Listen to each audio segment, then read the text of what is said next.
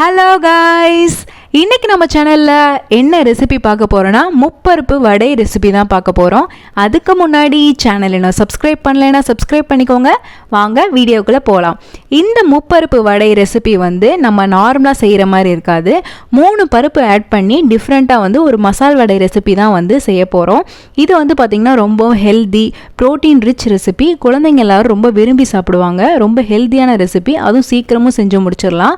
நல்ல ஒரு ஹெல்த்தியான ஸ்நாக்ஸ் ரெசிபி. அது எப்படி செய்கிறதுன்றதான் இந்த வீடியோவில் பார்க்க போகிறோம். வாங்க வீடியோக்குள்ளே போகலாம். இந்த வடை செய்கிறதுக்கு ஃபஸ்ட்டு நான் 1/2 கப் அளவுக்கு கடலைப்பருப்பு எடுத்திருக்கேன். குழம்புக்கு போடுவோம்ல அந்த கடலைப்பருப்பு. அதுக்கப்புறம் 1/2 கப் அளவுக்கு துவரம்பருப்பு. அதுக்கப்புறம் 1/2 கப் அளவுக்கு உளுந்து ஆட் பண்ணியிருக்கேன். இது எல்லாமே சேர்த்துட்டு ஃபஸ்ட்டு நம்ம தண்ணி ஊற்றி நல்லா க்ளீன் பண்ணிக்கலாம். ஃபஸ்ட்டு ஒரு 2 கப்பு தண்ணி ஊற்றி நல்லா அலசி எடுத்துருங்க. இது நல்லா அலசி எடுத்த பின்னாடி நல்லா நம்ம ஊற வச்சுக்கலாம். இப்போ பார்த்திங்கன்னா நல்லா அலசி எடுத்தாச்சு, தண்ணியெல்லாம் வடிச்சிட்டு. இப்போ ஒரு 3 கப் அளவுக்கு தண்ணி ஆட் பண்ணிவிட்டு நம்ம நல்லா ஊற வச்சு எடுத்துக்கலாம். நார்மலாக செய்யும் போது கடலைப்பருப்பு மட்டும் மோஸ்ட்லி ஆட் பண்ணி செய்வாங்க. இதில் நம்ம உளுந்தும் துவரம்பருப்பும் ஆட் பண்ணுறதுனால இது பேர் முப்பருப்பு வடை. இதை ஒரு 2 மணி நேரம் நல்லா ஊற வச்சு எடுத்துக்கலாம். நல்லா 2 மணி நேரம் ஊறிச்சுன்னா நல்லா நல்லா சாஃப்டாக உங்களுக்கு மிக்சியிலேயே அரைப்படும். ஸோ நான் 2 மணி நேரம் நல்லா ஊற வச்சு எடுத்திருக்கேன். இப்போ பார்த்தீங்கன்னா தெரியும், நல்லா ஊறிடுச்சு. உளுந்துனா 1/2 மணி நேரம் ஊறினா போதும். நம்ம கடலைப்பருப்பும் துவரம்பருப்பும் ஆட் பண்ணதுனால கொஞ்சம் எக்ஸ்ட்ரா டைமிங் ஆகும். ஸோ நான் 2 மணி நேரம் நல்லா ஊற வச்சு எடுத்திருக்கேன். இப்போ பார்த்தீங்கன்னா நீங்கள் பருப்போடையே சேர்த்து வரமிளகாயும் ஊற வச்சுக்கலாம். அப்படி இல்லைனா என்ன மாதிரி தனியாக கூட வரமிளகாயை ஊற வச்சு எடுத்துக்கலாம். வரமிளகாயை அரைக்கும் போது கொஞ்சம் ஹார்டாக இருக்கணுன்றதுக்காக நம்ம ஊற வச்சு நம்ம அரைக்க போகிறோம்.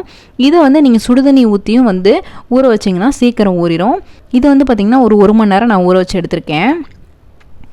இப்போ 2 மணி நேரம் கழித்து எடுத்து பார்த்திங்கன்னா தெரியும், நல்லா துவரம்பருப்பு, கடலைப்பருப்பு, உளுந்து எல்லாமே நல்லா சாஃப்டாக ஊறிடுச்சு. இப்போ அதை மிக்ஸி ஜாருக்குள்ளே ஆட் பண்ணிக்கலாம். நீங்கள் கிரைண்டர் வச்சுருந்தீங்கன்னா நீங்கள் அதில் கூட அரைச்சிக்கலாம். ஆனால் குறகுறப்பாக வராது. ஸோ மிக்சிலே நீங்கள் ஆட் பண்ணிக்கோங்க. நீங்கள் மிக்சிலே அரைச்சாதான் மசால் வடைக்கு நல்லா டேஸ்ட்டாக இருக்கும், நல்லா கொரகொரப்பாக இருக்கும். அப்படி இருந்தால் தான் நல்லாயிருக்கும் கன்சிஸ்டன்சி. இப்போ பார்த்திங்கன்னா நான் ஒரு துண்டு இஞ்சியை சின்ன சின்னதாக கட் பண்ணியிருக்கேன். அதை ஆட் பண்ணிக்கலாம்.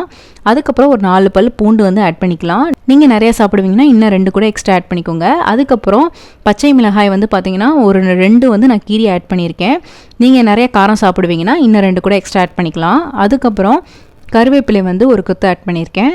1 டீஸ்பூன் அளவுக்கு சோம்பு கண்டிப்பாக ஆட் பண்ணுங்கள், அப்படின்னா தான் டேஸ்ட் நல்லாயிருக்கும். அதுக்கப்புறம் 1 டீஸ்பூன் அளவுக்கு சால்ட் ஆட் பண்ணிக்கிறேன். நீங்கள் கல்லுப்பு ஆட் பண்ணுறதுனா கூட ஆட் பண்ணிக்கலாம். அதுக்கப்புறம் ஒரு 1/4 டீஸ்பூன் அளவுக்கு பெருங்காயத்தூள் ஆட் பண்ணிக்கலாம். அதுக்கப்புறம் ஊற வச்ச வரமிளகாயை நான் 1 ஆட் பண்ணியிருக்கேன். நீங்கள் வரமிளகாய் இன்னும் 2 சேர்த்து போடணும்னு நினச்சா கூட நீங்கள் ஆட் பண்ணிக்கலாம். நல்லா காரமாக நல்லாயிருக்கும்.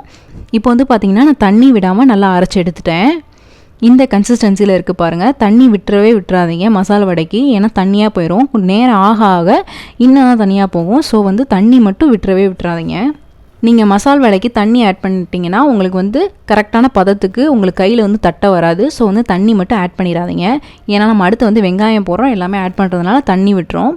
இப்போ பார்த்திங்கன்னா ஒரு 2 வெங்காயம் நல்லா பொடிசாக கட் பண்ணிவிட்டு நான் ஆட் பண்ணிக்கிறேன். அது ஒரு 1/2 கப் அளவுக்கு வருது. அதுக்கப்புறம் கொத்தமல்லி ஒரு 1/4 கப் அளவுக்கு நான் ஆட் பண்ணியிருக்கேன் கட் பண்ணது. இப்போ இது எல்லாத்தையுமே கையிலே நல்லா பிசைஞ்சு விட்டுக்கோங்க. நல்லா கம்ப்ளீட்டாக எல்லாத்தையுமே நீங்கள் மிக்ஸ் பண்ணிடணும். இப்போ பார்த்திங்கன்னா நல்லா மிக்ஸ் பண்ணியாச்சு.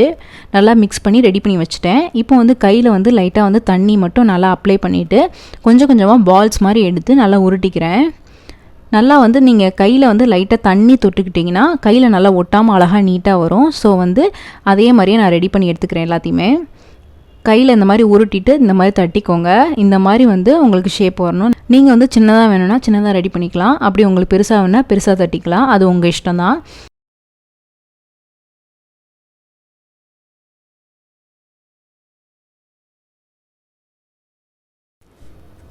இப்போ ஒரு பேனில் ஆயில் நல்லா ஹீட் பண்ணிக்கோங்க. ஹீட் பண்ணிவிட்டு மீடியம் ஃப்ளேமில் வச்சுக்கோங்க. மீடியம் ஃப்ளேமில் வச்சுட்டு நம்ம தட்டின வடைகளெல்லாம் போட்டு நல்லா ஃப்ரை பண்ணி எடுத்துடலாம். இதை நீங்கள் 2-3 பேட்சாக கூட போட்டு நல்லா ஃப்ரை பண்ணி எடுத்துக்கோங்க. உங்களுக்கு நல்லா பொரிக்க தெரியும் அப்படின்னா நீங்கள் நிறையா வடை கூட தட்டி ஆட் பண்ணிக்கலாம். ஒரே டைம்லேயே நல்லா வந்துடும். இப்போ பார்த்திங்கன்னா நான் வச்சுருக்க சட்டி பார்த்திங்கன்னா கொஞ்சம் நார்மலாக சின்ன சட்டி தான். ஸோ நான் கொஞ்சம் கொஞ்சமாக போட்டு எடுத்துக்கிறேன். 2 சைடு நல்லா வேக விடுங்க. நல்லா கோல்டன் ப்ரௌன் கலரில் வரும், அப்போ நம்ம எடுத்துக்கலாம். இப்போ பார்த்திங்கன்னா அந்த பபிள்ஸ்லாம் நிறையா வரும் ஃபஸ்ட்டு நம்ம போடுறப்போ. அடுத்து போக போக பார்த்திங்கன்னா பபிள்ஸ் நல்லா கம்மியாயிரும். அப்போ நம்ம எடுத்துக்கலாம். அப்போ நல்லா வெந்துருச்சுன்னு அர்த்தம். ஸோ அப்போ எடுத்துக்கலாம். இப்போ வந்து பார்த்திங்கன்னா 2 சைடும் நல்லா கோல்டன் ப்ரௌன் கலரில் வர ஆரம்பிக்குது. இப்போ வந்து நம்ம எடுத்துக்கலாம். பாருங்கள், நல்லா கிறிஸ்பியாக நல்லா சூப்பராக வர ஆரம்பிச்சிருச்சு. இப்போ வந்து எண்ணெயிலேருந்து எடுத்துருங்க.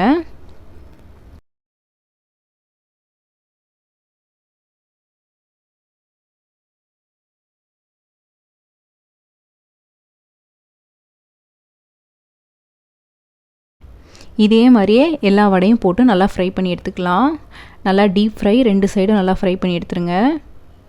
ரொம்ப நேரம் கருக விட்டுறாதீங்க, டேஸ்ட் மாறி போயிடும், ஒரு மாதிரி கசக்கிற மாதிரி இருக்கும். ஸோ வந்து அந்த கரெக்டான கோல்டன் ப்ரௌன் கலரில் வரும்போதே நீங்கள் எடுத்துருங்க. அப்படின்னா தான் மசால் வடை வந்து டேஸ்ட் நல்லாயிருக்கும். இதில் வந்து நம்ம கடலைப்பருப்போடு சேர்த்து உளுந்தும் ஆட் பண்ணியிருக்கோம், கொஞ்சம் வந்து துவரம்பருப்பும் ஆட் பண்ணியிருக்கோம். ஸோ வந்து உளுந்து ஆட் பண்ணதுனால கொஞ்சம் சாஃப்டாக இருக்கும். நார்மல் மசால் வடையோட துவரம்பருப்பு போட்டிருக்கிறதுனால நல்லா கொஞ்சம் கிறிஸ்பியாகவும் இருக்கும். இப்போ துவரம்பருப்போடு சேர்த்து நீங்கள் பட்டாணி பருப்பு ஆட் பண்ணுறதுனால ஆட் பண்ணலாம். அது வந்து துவரம்பருப்பு மாதிரியே இருக்கும், ஆனால் வந்து அது பட்டாணி பருப்புன்னு சொல்லுவாங்க. அதை வந்து நீங்கள் ஆட் பண்ணிங்கன்னா கொஞ்சம் துவரம்பருப்போட கொஞ்சம் பெருசாக இருக்கும். அதை நீங்கள் ஆட் பண்ணிங்கன்னா இன்னும் நல்லா சூப்பராக கிறிஸ்பியாக இருக்கும். மசால் வடைக்கு நிறைய பேர் வந்து அதை ஆட் பண்ணுவாங்க, கடையிலையும் சரி வீட்லேயும் சரி. ரொம்பவே டேஸ்ட் நல்லாயிருக்கும். அதையும் கூட நீங்கள் ஆட் பண்ணிக்கலாம்.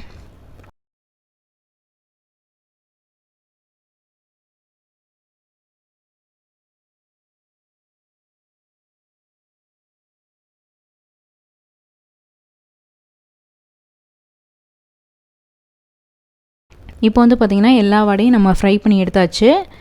இப்போ வந்து சூப்பராக வந்துருச்சு. இதை வந்து நம்ம இப்போ பிளேட்டில் மாற்றிக்கலாம்.